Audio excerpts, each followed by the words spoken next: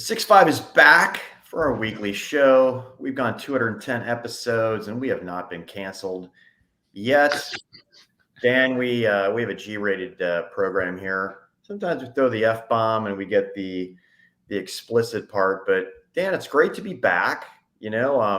Sitting in the condo, just chilling. Didn't make it to the office this morning. Must be my day off.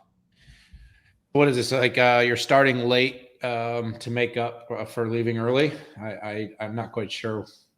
Taking a light day, Pat? Is this the market's closed, Pat's closed kind of thing? Like 9:30 to 4? What are you thinking today? What are you thinking, buddy? Here's what I'm thinking. I got about 8 meetings set up back to back. Nice. Late day. No, I know, but I've got the whole family coming into town. It's Easter weekend. Pico's coming in from college. Catherine and my wife Paula are coming back from the horse show. We get Lauren, Christian, everybody together. I like that. I mean, look, it's good to rest a bit. You've earned it. You've worked pretty darn hard this week. It's been a busy tech week. Not as busy maybe as last week, but we still ended up with more stories, I think, than we can possibly cover, which is really, really interesting. And it's not bad to get a little time to decompress. I've got some thinking and planning and scheming going on. It's been a great month, been a great quarter. It's been electric, I may say, in many, many ways. But at the same time, these nice weekends, family weekends, getting everybody together, it's always really, really nice. I had that last weekend. This weekend, not so much, but maybe I can just come over and have Easter breakfast with the Easter brunch with you, huh? I'll just swing on over. I have been known to make a pretty awesome breakfast for Easter. But yeah, really? Yeah. What do you make? Tell me really quickly, because I know we don't have a lot of time, but tell me really quickly. Easter breakfast. What is it? Eggs Benedict I've made steak and eggs. So I don't know what I'll do. I'm in temporary housing right now, so I don't think I'll do, all my stuff to make hollandaise and all that stuff. And these special egg cookers we have are all packed away. So it'll probably be steak and eggs. Dan, what do you think? I think that's probably a bit of a delicacy for you. Probably something you don't have very often. Because normally you have steak and eggs. Right. No, that's my thing. That's my jam. And I'm losing weight on it. So I'm keeping it good, dude. You look good. You look thin. I mean, you do have to splurge, though. What I do figure out, like once a week, you just need to overeat a lot. I have these little Crustables in my freezer. Those little peanut butter and jelly sandwiches that have the crust taken off. That is my that's my vice, dude. All right, man. Well, listen, it's time to rock and roll. We got a show to do, don't we? What's up? Yeah. That's Dan's subtle way of saying. That's my way of saying, let's go. Stop trying to be human and let's dive in. No, we've got a great show for you. Dan and I spent a couple days at Adobe Summit out in Las Vegas. We're going to be talking about their event. We're going to be talking about China's crackdown on AMD and Intel. Is it really a crackdown or is it not? We're going to talk about Intel Gaudi performance. Gaudi 2, does it actually beat NVIDIA's? Wow. Apple's being investigated again and sued again. Consumer class action lawsuits. We're going to talk about a lot of messages that I got on NVIDIA, that NVIDIA is the real monopolist, not Apple. We're going to debate that. Databricks brought out a new model. It looks like it is doing well in the benchmarks, but isn't any good for enterprises. We're going to be talking about that. And then finally, bonus topic, Lattice leveraging the AI PC wave. Wait a second, they do FPGAs. What's going on here? Anyways, let's dive in. Dan, Adobe Summit. We spent a lot of time there. We shot a 6.5 video with CMO Eric Hall. Wait for it. It's coming. Let's go. Listen, Pat, by the way, just on your intro, just remember, no investment advice, people. We're not doing that. Okay. Because I want to talk about the investment summit at Adobe, or the investor event, is maybe the right way to explain it. So I call it the money slides. Look, there was a lot that got announced. So broadly speaking, Adobe is building this content supply chain. And this is really interesting because we're entering this generative AI era where, the idea of saying, hey, I want to create a coffee mug that says I am a unbearably cool dad. And I want to figure out a way to shoot this in 2,000 different rooms with 1,000 different color variations. And I want to be able to test it on 500 different websites in 300 different languages in 15 different geographies. And I want to be able to do that in days, hours, minutes, not years, months, weeks. This is what's going on. And so Adobe is really, really interestingly positioned for this because you got like this, what I would call super disaggregated, fractalized marketing technology stack. And we are entering the era where people want to streamline this. You've got a content supply chain. You've got companies that have usually many agencies, many marketing teams trying to do a single thing. And anyone that's ever tried to do marketing, whether it's in our companies, a smaller business, all the way up to a large enterprise, knows it just seems to take too long. Yeah. Okay. And so Adobe is out there to fix this with Generative Content Studio. They had their new Gen Studio, which is really their most prolific end-to-end product and solution. That's what they announced here. Now, they didn't really address video yet, but it sounds like they're going to. They did address a lot about content rights and ownership, which was very interesting. And again, they had so many announcements, but what I wanted to focus on, what I called the money slides. So the money slides were what we had when Shantanu presented to us, their CEO, at the investor event inside of Adobe Summit. And basically, there's three focal points that I leaned into, and you can follow my little tweet stream here. But how the company is going to meet its expectation. It is raising its $205 billion TAM to $293 billion between just now and 2027. First of all, I love the fact that they did a shorter window of time to explain to investors. It's great when people are putting 15 or 10 years into the future for TAM. It's better to me when it's something that's digestible. Most people can't survive the week, the month, let alone thinking 3 years out. 5 and 10 is even worse. So where does their growth come from? First of all, they've got three clouds, very clearly demarcated. This is what I think Gen Studio can help tie together, because I think their creative, their experience clouds really are a left to right function of delivering the marketing experience. Having said that, they also have the document cloud. So people have done things like Sign and PDFs that they're used to. That's another really big part of the business. What they're going to do, though, is A, they're going to drive more revenue from their current customers, which is my favorite thing to do. And two, they're going to expand their offerings. Last year, they had 6.5 billion images generated with their Firefly product. That's their generative AI image generator, which is a super cool product. And then their Gen Studio, which I've talked about a couple of times. The second focal point, though, is that they're going to expand the TAM, which I mentioned, 293 billion. The third is they're going to build an ARR machine. This is really an interesting thing, Pat, that I don't think most people understood about Adobe. But over the last decade plus, this is a company that went from about 25% of its revenue being recurring to 90%, currently. Huge pivot for the company. In 5 years, the company has gone from $10 billion in revenue to $20 billion in revenue. It's growing almost as fast as the Futurum Group, which I really appreciate it.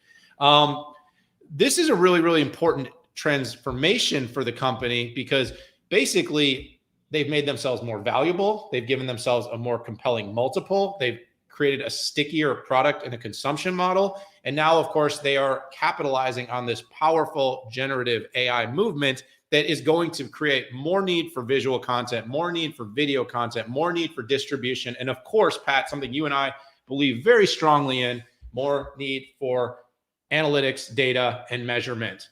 The experience platform with the Gen Studio is really a compelling offering that gives end-to-end capabilities and leans into the fact that Adobe may just have all the technology required to play a role in the B2B space, which many people for a long time have questioned.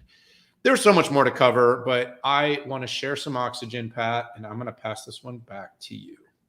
Yeah, so no, that was a great breakdown, Dan. And, I went to the event with a few questions. So first of all, is, AI just a gee whiz feature, or is it, truly delivering business value. The other one I was looking at is, does this move the needle for Adobe and B2B? And that's the key here. This is not a consumer show. This is not a creator show. This is Summit is B2B. And there's not a whole lot of competition on the creativity side, but there's a heck of a lot of competition on the experience side from companies like Salesforce and HubSpot. I also wanted to see if we get a better picture of how much AI was providing financially to the company. And I got to tell you, I walked away with some pretty clear answers. So first of all, I can't tell you which one of Adobe's largest customers said this, but essentially they said that they cut 50% of this content supply chain. So think about any type of imagery, any type of alt formats that you wanted in, and also emails.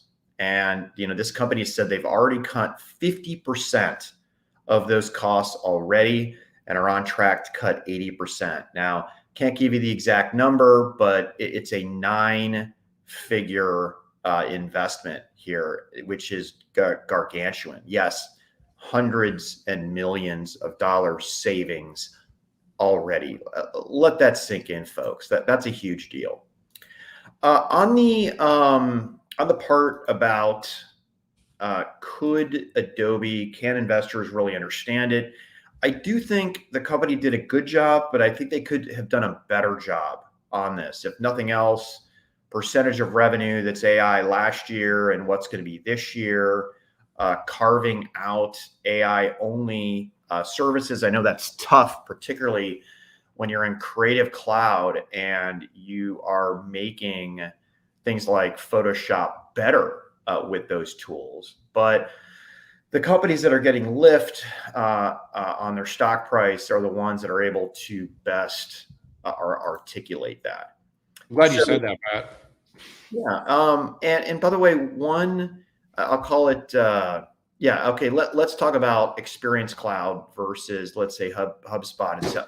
I'm taking this a lot more seriously at the point. It wasn't something that my company had covered, but we need to do the double click on that. What I really like about this too, and this really hit me when we were talking with Eric Hall, the CMO of Digital Experience, that the end-to-end capabilities of Adobe, Sam Altman talked about this 10 person billion-dollar company. One person, by the yes. way. Oh, one person. He said one person. Okay. I think that's kind of a little crazy, but let's just call you and it. I would like to try it though. I wouldn't mind it.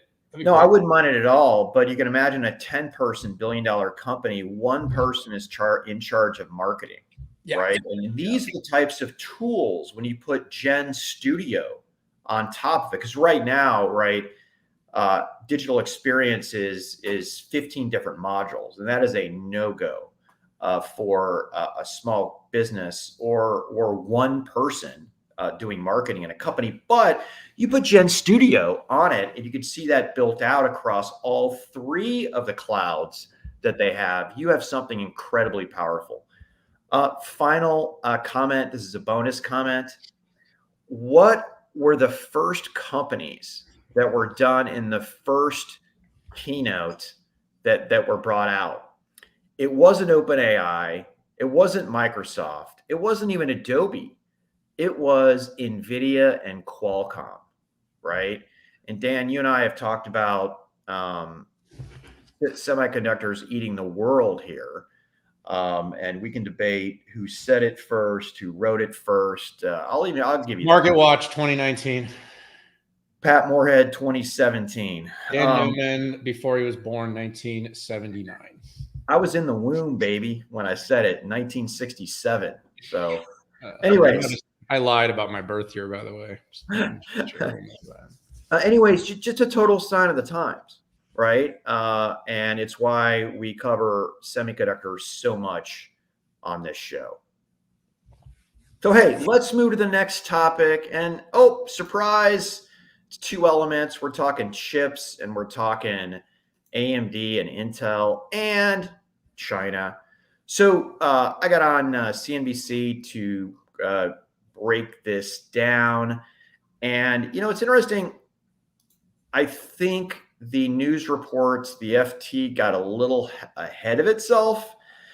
The headline said government, but the reality is it's defense.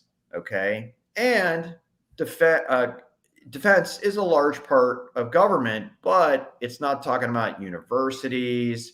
It's not talking about critical infrastructure like telco. That's the one thing.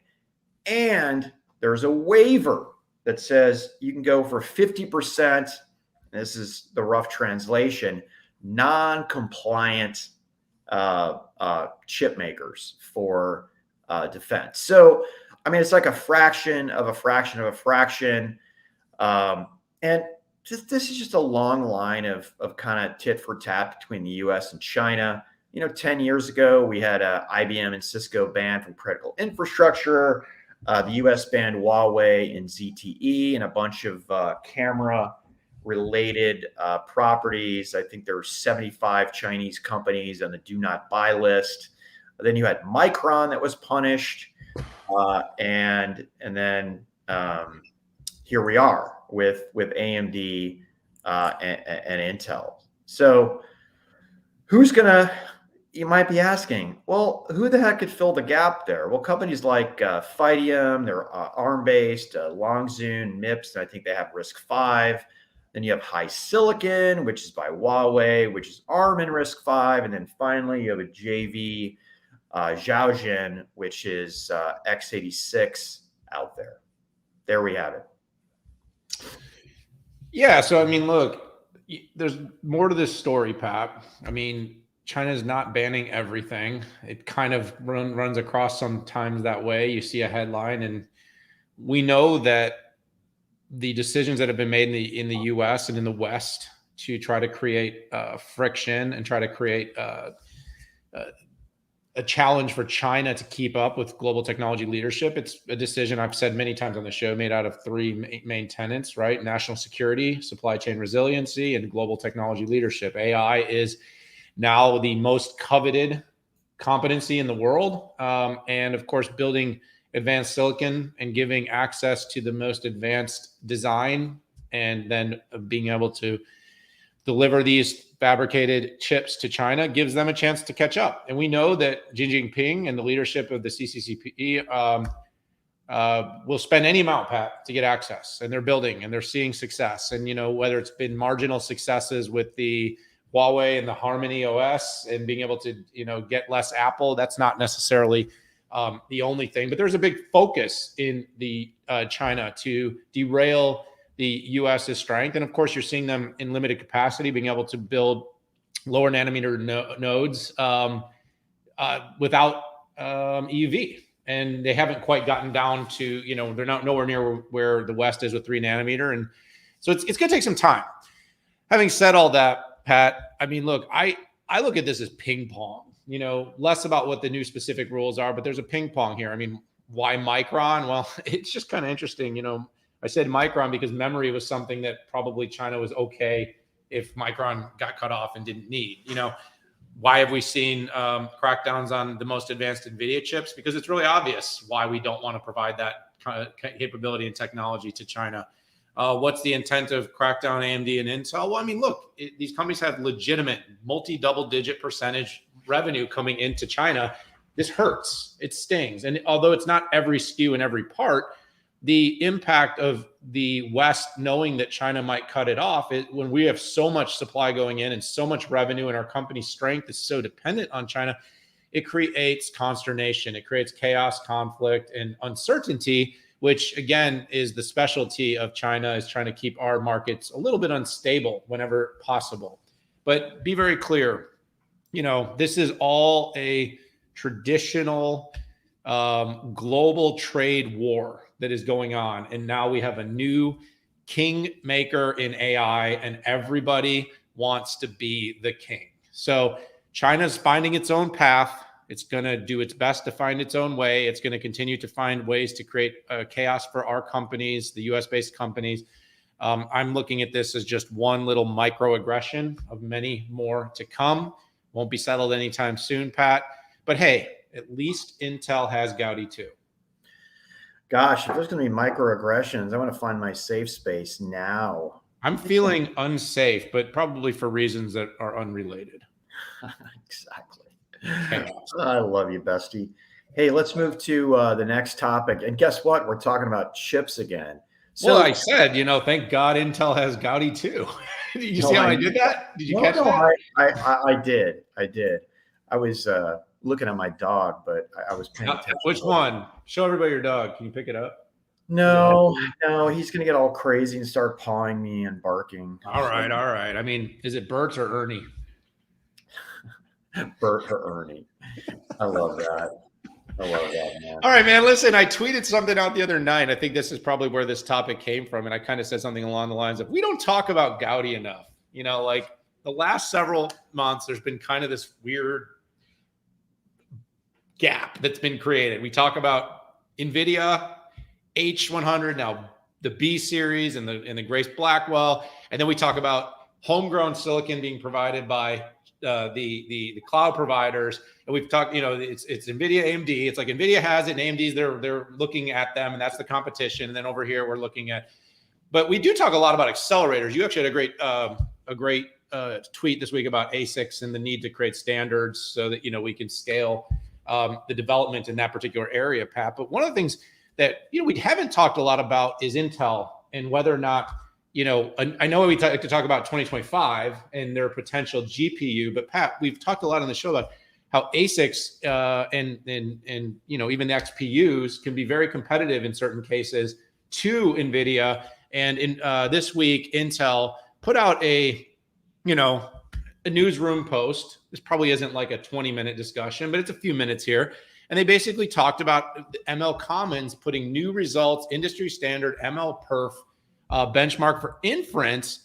And it basically noted that the Gaudi 2 and 5th gen Intel with their AMX, which is, their accelerated extensions, essentially can be a very good alternative to H100s for generative performance as it relates to inference, Pat. And I guess I just was thinking to myself when I'm looking at this is, gosh, why does nobody talk about Intel?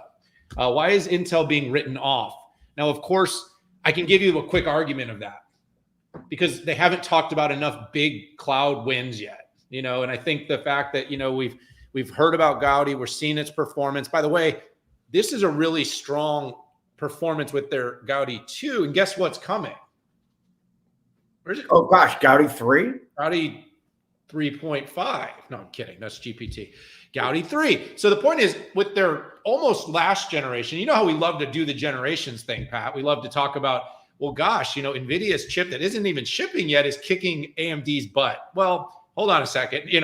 H100s were outperformed by, in many ways by the new AMDs. And now, yes, NVIDIA's answered that with a product that's going to ship in the future, but same thing here. So now we have an Intel product that's coming that's more performant in certain inference cases than the NVIDIA chip. Now, said that, Pat, you and I think, have to be very, very clear because we know a lot of people in the chip space listen to us. This is not a GPU. It does not have flexibility and programmability like a GPU. But in cases where inference in language is super important, this is a really efficient, performant alternative with strong specs, strong metrics. And, they talked about it on Llama, on Stable Diffusion, on Hugging Face text generation. So on a number of different workloads, this particular chip performs. So, the moral of my story is, the world loves to write off Intel. And I'm sure Pat Gelsinger loves what he calls the perma bears.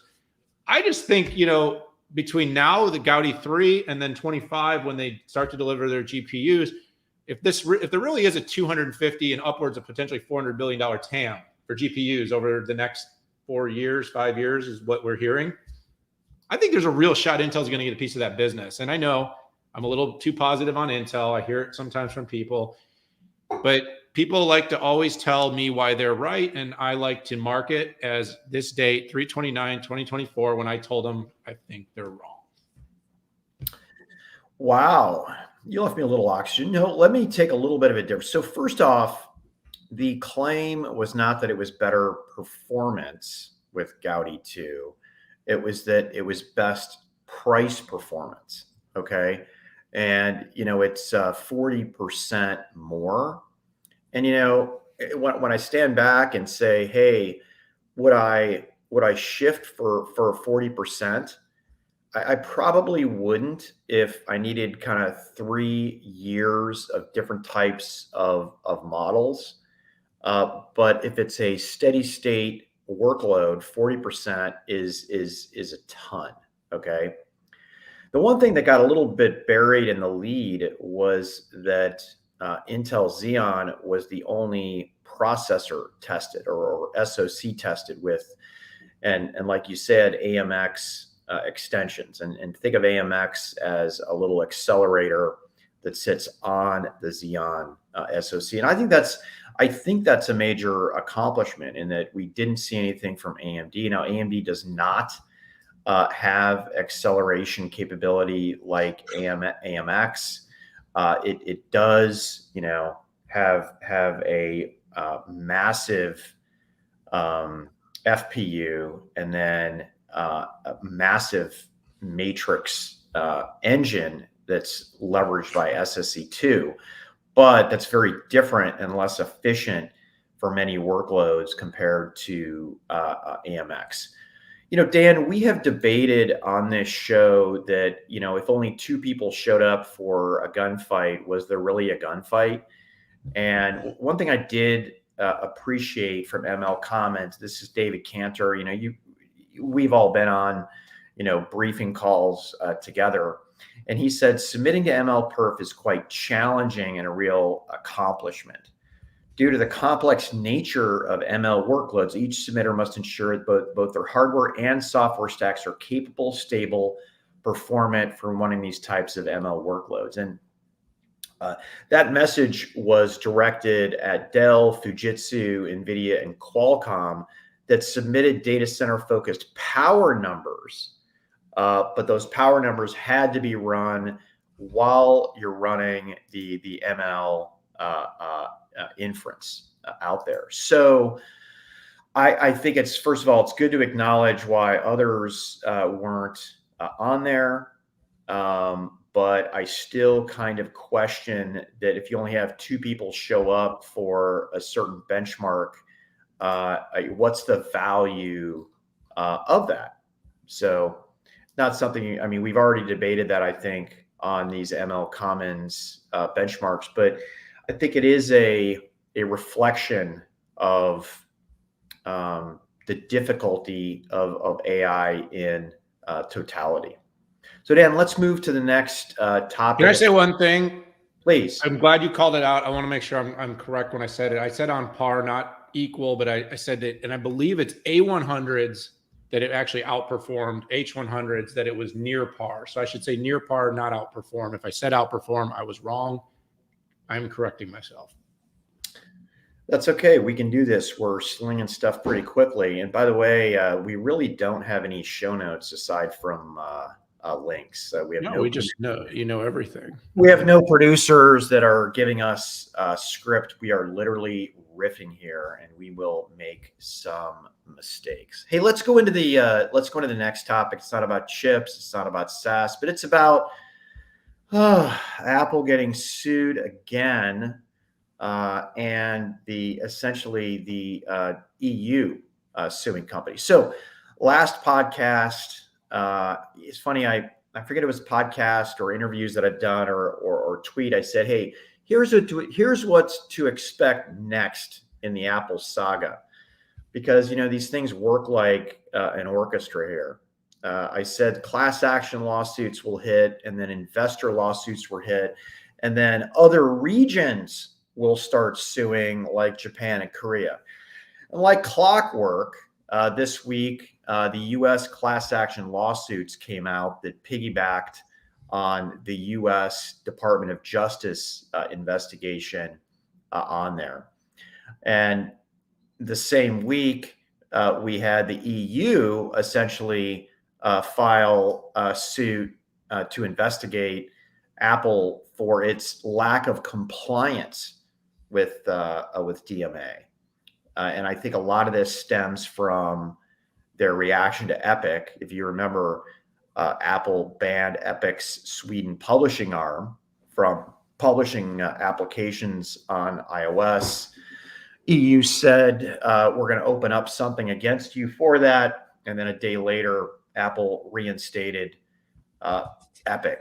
But this is just a long line of bad things that are going to happen to Apple related to them using their monopoly power to stifle competition and raise prices and limit innovation. So what's going to be the next step here? You're going to have Japan, Korea, Australia, who will eventually file suit or invoke their DMA-like policies. TBD on China, right? For China, it's probably going to be a negotiation, but I have to tell you, with Huawei taking market share away from Apple, I could very much imagine China going after Apple, and it becomes more like a nationalistic thing. But that, of course, is balanced against the million people that China has, even doing final assembly for iPhone at Foxconn at South China. So there'll be a lot of back and forth on this. Yeah, there's a lot of push and pull there, Pat. Right? I mean, there is some codependencies that nobody wants to really address. Now, again, we've probably created more dependency on China than China's created on us, but they sure do like their iPhones there, although it appears to be about 33% last quarter that they like them than the quarter before that, which is very, very interesting. Staggering. 30. Wait, Apple had a 33. Bloomberg reported that, right? That's not official. Yeah. That's actually, I think that was Counterpoint's data, maybe, that came out. It might be 33. It might even be a little higher. I think it was 28% the first 2 months, and it went up to like 35 in the third month and 33 net. That's ugly. But don't quote me on that. Well, you can quote me on that, but make sure you quote my quote that I'm not sure that about that quote. It's a lot. It's staggering. Pat, look, this is like, the pile-on effect that we're getting right now. This is a pile-on effect. Like Apple's like, it's like he's bleeding, it's like a player that's gone on tilt in poker and everybody wants to come and take some money off them, Apple's, got its app store issues. It's got its DOJ issues. It's got China issues. It's got a questionable interest in its newest product. It's got a lack of Gen AI issue. Are they really going to go to Google to solve their AI strategy? I mean, can you imagine what that would be indicative of? They've got a lack of growth problem. They just killed their car. I mean, it's really funny, but have you ever seen Apple reeling like this? Like, I have not in a long time seen Apple reeling like this. It has been a long time. They have reeled like this, but they have bounced back. Yeah, like back in the first time Jobs got his $100 million loan that saved the company. It's been a while. Even Antennagate was the big one where Steve Jobs notoriously got on stage and said, "You're holding it wrong," right? And then they gave away free bumpers, and anyways, that was it's been imperfect. I think Steve would be rolling over in his grave right now, just even about the product and innovation. I think if you'd have told Steve that, you guys are going to spend a decade to build an XR product and this is what you're going to come up with, it's just this thing that looks, I wore that thing. I'm pretty sure I wore something just like it when I was playing laser tag, like 20 years ago, but anyways, I just think this is a pile on. I think now, I always call the EU, it's a taxing authority. It's not they don't care about competition. They care about creating tax. Now, Apple did give a massive middle finger to the EU when it rolled out its response to its DMA and to the concessions it was supposed to make. It really didn't make them very well. But look, this is the classic bifurcation between consumer, which mostly love Apple, love their products and love to use it and have very little to complain about, and competition, where you are trying to create more level playing fields. You're trying to allow innovators to innovate. And so we've talked a lot about the Apple suits. This is specific to Europe, but this is my opinion. It's a pile on. I think you hit a good point.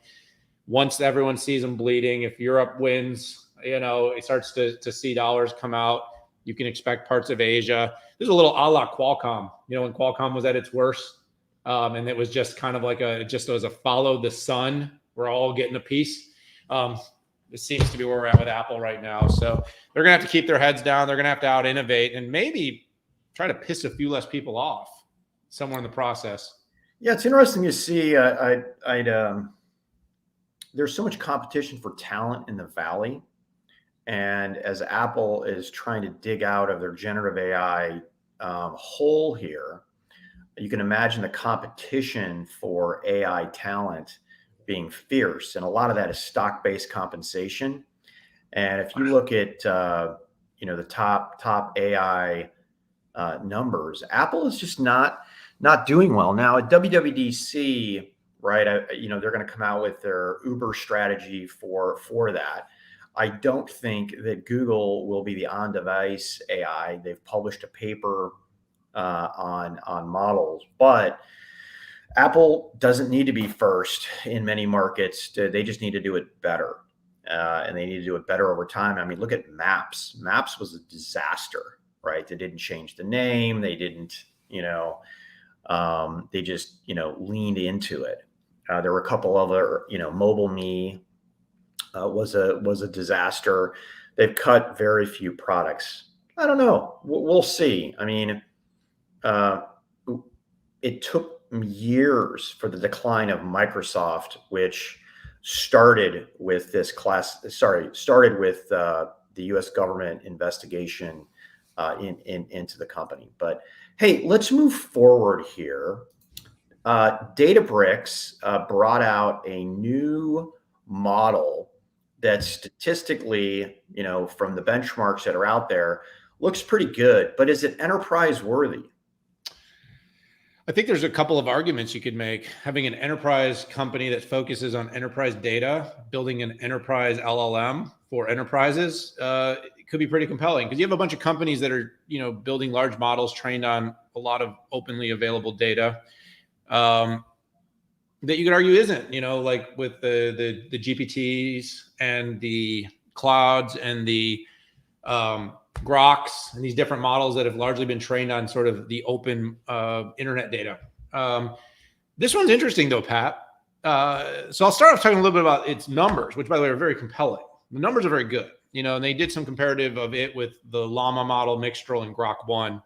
I didn't talk so much about some of the more proprietary things like the Google Gemini or OpenAI, but it focused on what mostly people are considering these open available models.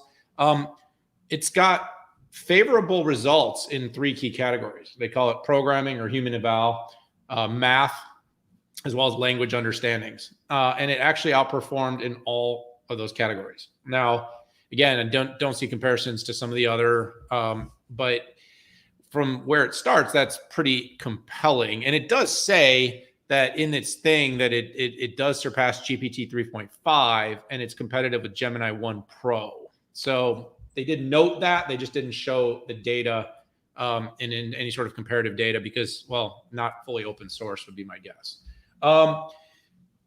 Pat, interesting, very opaque on training data here, very opaque on where the data came from. So if you read this kind of long form, what it is and what it was built, I think it said it was trained on 12 trillion tokens of text and code data. Okay, where'd it come from?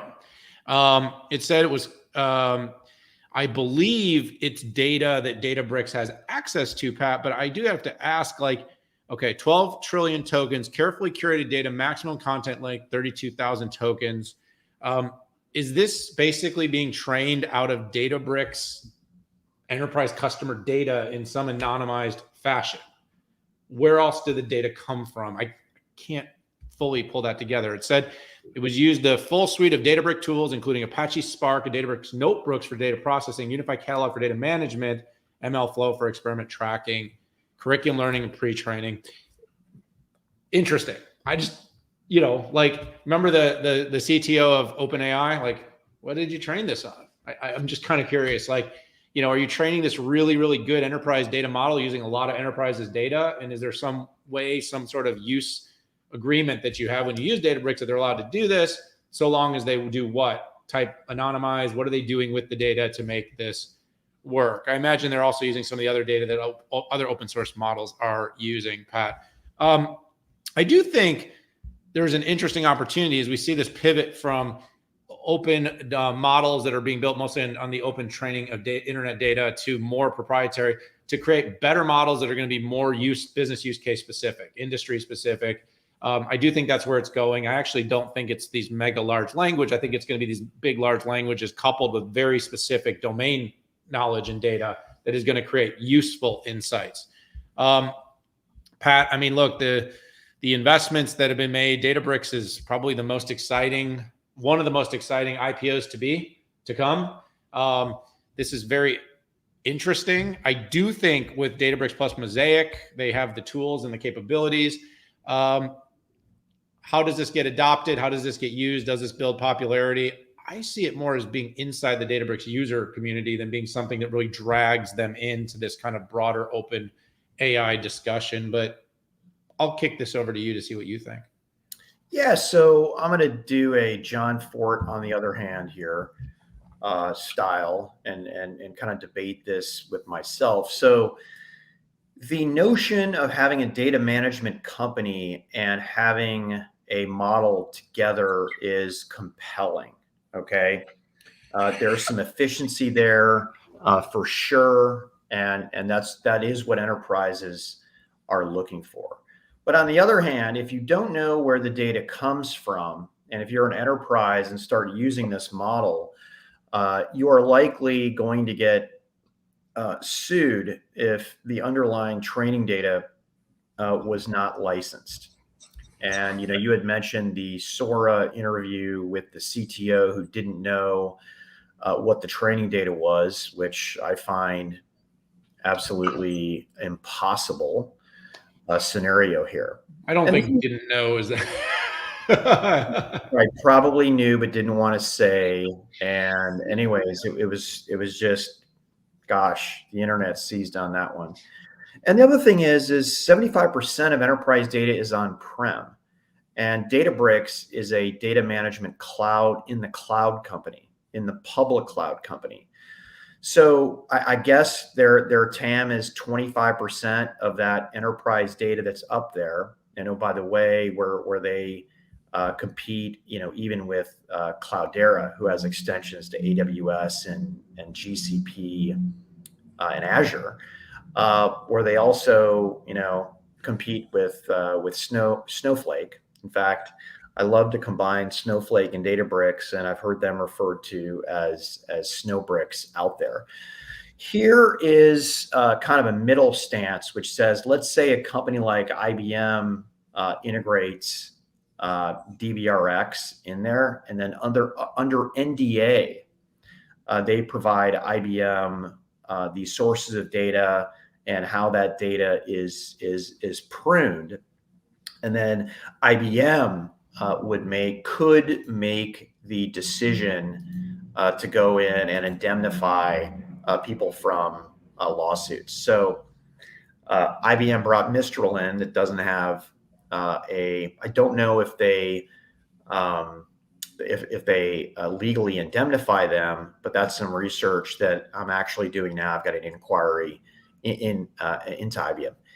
If nobody indemnifies the enterprise, it's a hard pass. They're not going to use this, folks. So anyways, let's move into the next topic. I'm going to call my own number, and that is NVIDIA a monopoly? So through everything external that I've said about Apple, I had people say, Pat, first of all, I hate you, but also Apple is not the monopolist. What about NVIDIA? And I had somebody who showed me a matrix that said NVIDIA had 97.7% of the market, AMD had 1.8, and Intel had 0.6. Now, we never got, the poster never got back to me to tell me, what market, what region, what's the duration of time. But here's the point, folks. It's not illegal to have 97.7% market share. What it's illegal to do is use that monopolistic power to squash competition, raise prices, or reduce innovation. And as we talked about on this show, you have to have a well-defined market, right? What is the market that a company would be a monopolist in? And oh, by the way, even if you have 50% globally or 25% globally, if you have 75%, actually 50% is the bar here in the United States, that could be the case. So with NVIDIA does a lot of things, right? They're certainly not the AI.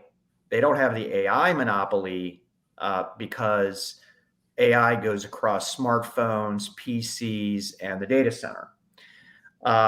People could say, oh, they have a monopoly in data center training, which, by the way, statistically is correct. But remember, it's not against the law to have monopoly market share, right? You have to have the durability test too. The one that the Department of Justice used against Apple was essentially said, you have had this monopoly position for a decade, okay? And with NVIDIA, I don't know, has it been a decade? Probably more along the lines of 5 years. Now, if you can't show how they reduced competition, now with that said, at the other side of my mouth, I just want to say that NVIDIA does need to be very careful to make sure it doesn't, let's say, restrict certain accelerator vendors onto their software and APIs, right?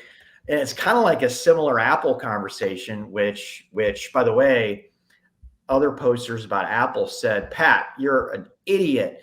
The government can't force a company to open up its APIs to its competitors. Well, guess what? Newsflash. That's exactly what the US government did to Microsoft, is it forced it to open up APIs to competitors.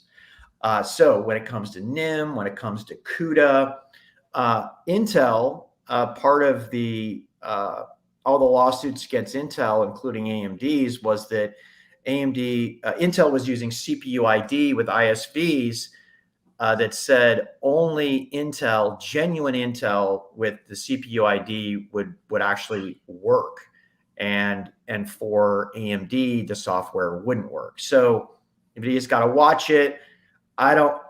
It doesn't pass the monopolist test or the illegal monopolist test at this point. Yeah, you're always balancing the two. You're dealing with consumer harm and then you're dealing with competition. And that's always kind of those two different litmus tests for anti-competitive behavior. And then, of course, anti-competitive intent versus monopolistic market share, which, you can have a monopolist market share, but not be showing any anti-competitive behaviors. This is kind of interesting because there really was no competition for a long time. They've been basically doing this and building this. Jensen came out and basically said, we create markets. We don't compete in markets. So when you create a market, you get enough size and scale. Like what they built, the framework top to bottom, it really didn't exist. And so for accelerated computing, there were some different efforts being made by different companies, but no one had really completed the stack. And that was where NVIDIA got a lot of its leverage early on. I've said this for a long time, Pat, as we've sort of tried to debate this whole monopoly thing with different companies, whether it's been Apple or Qualcomm or others, is the FTC and these other regulators, should they be looking at stopping monopolies before they become monopolies? And how much should they be getting involved in that? Is it the burden of proof of like, you are already doing this? Like, should the person have to commit the crime and then you fix it? Or should it was kind of like when Adobe, went in Figma deal, it was like, that really wasn't a monopoly, but they kind of stopped it because it was like, well, it could become one. It's like pre-crime. It's like pre-crime. It's like pre-crime. So we've got Tom, here I am, Tom Cruise. I'm sitting here. It's Tom Cruise, right? I'm better looking, of course, but I'm sitting here at the ball and waiting. Oh shoot, it's me. Jensen's going, oh crap, it's me. I do think directionally that is where it's going. I mean, I don't see, the CUDA lock-in is a real thing. It's definitely being countered with some different layers of abstraction and frameworks. Everybody's trying to address it. There's been a lot of optionality for hardware. There's some different compilers out there that are enabling, but the fact that it's very, very hard to move applications for accelerated compute from one hardware to another could be seen as something that is somewhat monopolistic. I think if anything, it's sort of the systems approach. I think someone at the Broadcom Investor Day called it an AI mainframe, was what they kind of described it as. And I think the fact that they're going to the point where it's almost impossible for anyone in the supply chain of NVIDIA to make money besides NVIDIA. And that's going to be an interesting inflection as that continues to proliferate through the market, right? They are uniquely outpacing every other company. No matter how much value is added throughout the supply chain, they do take up the majority of the BOM. Again, that's not monopolistic in itself. But if there's no way for people to sort of build it, so this is where things like Ethernet and different EFA, like what different companies are doing to build, the networking part, which NVIDIA is trying to cram into the quote unquote AI mainframe, the cabling, the box, the power, everything that, as it goes and becomes more consolidated. But the consolidation of the hardware added to the software, added to the immobility of the data and the applications does create some level of concern that it could become a monopoly. What I say is not a monopoly now. Could it become one? Yes. Is this going to be something we'll keep debating? Absolutely. I think we'll know a lot better in about a year when we start to see some capacity, some indication of how much other hardware is being deployed in the market, that we'll have a better idea if this portability of applications is real. And if, in fact, NVIDIA is on its way to monopoly. But to their credit, congratulations on winning 97.6% of the GPU market. There's a lot of competent companies that have not competently been able to develop competition in a meaningful and immediate fashion. Not easy to do. And that's why they have this kind of power right now. It's good, man. I don't know if it's 97.7 of the GPU market. It's probably 97.7. I think it's 97.6 of the data center, but anyway. Yes, sorry. Hey, ask your data center GPUs. We're not talking about gaming GPUs right now. Will you get your data practice and start? I have an AI chipset data coming out in end of May. I'm so excited for that. And you know what? Even though I didn't do it, I'm still going to talk about it. Will you? Were you okay with that? Even if it's, yeah, of course. Well, it's got to be accurate. I need to. Well, how do you know? I mean, like 100% of marketing data is bullshit. But it's got to be pretty easy, though. It's like anything above 90% for NVIDIA. But hey, let's move to our last topic here, and that is Lattice, low power and mid-range FPGA company. Did they jump into the AI PC? How, right? I mean, last time I checked, it was like 45 tops or something, or 11 that you needed to have to be in this market. Yeah, so I believe it was it Dell, Pat? One of the companies there was a soft sort of announcement, but there's some definite powerful connective tissue with Lattice Sense AI and their low power FPGAs to be able to offer some value in this AI PC space. And this past week, company talked about on a blog, it announced on its page, but it's bolstering AI PC innovation with FPGA edge accelerators. And what are they doing on these edge accelerators? Well, there's a couple of things. I don't know if you've heard about this kind of Sense AI, but one of the big problems with laptops is, an always on, always connected PC means always available for hackers to get data. So security. So one of the things FPGAs can do is have really good understanding of an environment and do things like knowing that I have now stepped away from my machine. I was going to stay away for a while just to make you nervous. And knowing that it needs to turn off the monitor and secure the machine so that someone can't visually hack or gain access to that machine. That's something an FPGA can do. Another thing is, when you're not on the task or using it, it can create screen brightness in real time. And so it knows you're not looking or you're looking at a different screen, so it can turn down the screen, giving more power efficiency. And so, these are just a couple of the examples, but, the the idea that an FPGA can also aggregate sensor data from a number of different sensors across a device and create greater efficiency and performance. So what does it come down to, Pat? It comes down to one, having some level of flexibility. ASICs are great. For instance, we talk about those a lot, but there is a benefit to having programmability. And in the era of the AI PC, there's lots of these sort of security, connectivity, experiential AI that could benefit from Lattice's technology, Pat. And so Lattice has won some designs, and they seem to be setting themselves up well for this FPGA renaissance that's going to come along with this high volume. What did you call it, Pat? A super trend? What did you call it? Mega trend? Megatron, you know what I called it? Hype cycle, mega cycle, super cycle. That was the word I was looking for. A super cycle of AI PCs that are coming. And with Lattice, it seems to be a great opportunity. Now, this is a company that sells to Dell, sells to Lenovo, works with LG, I believe Google. So a number of different device makers already partner. I'm not saying they're all going to be using this straight away, but it seems to me that Lattice is finding a strong way to get the FPGA tied into the AI PC experience. And by the way, bonus topic, 7.5 is back. I know. So I'll call it situational awareness, which is the shoulder surfing. And it's not just are you there or not, because you could put a cheap sensor to do that. The question is there a human being behind which can turn on certain functions for security, can take you to the login screen. It can initiate some novel screen technologies that only allow you to see the content and anybody from the sides cannot. It also can invoke energy saving techniques, which says, you walk away, you go to the bathroom, your screen dims. And there's a lot of ways you can do that. You can do that with an ASIC, you can do that with an FPGA, you can do that with a microcontroller. And FPGA is a nice balance because it's programmable if you change your mind.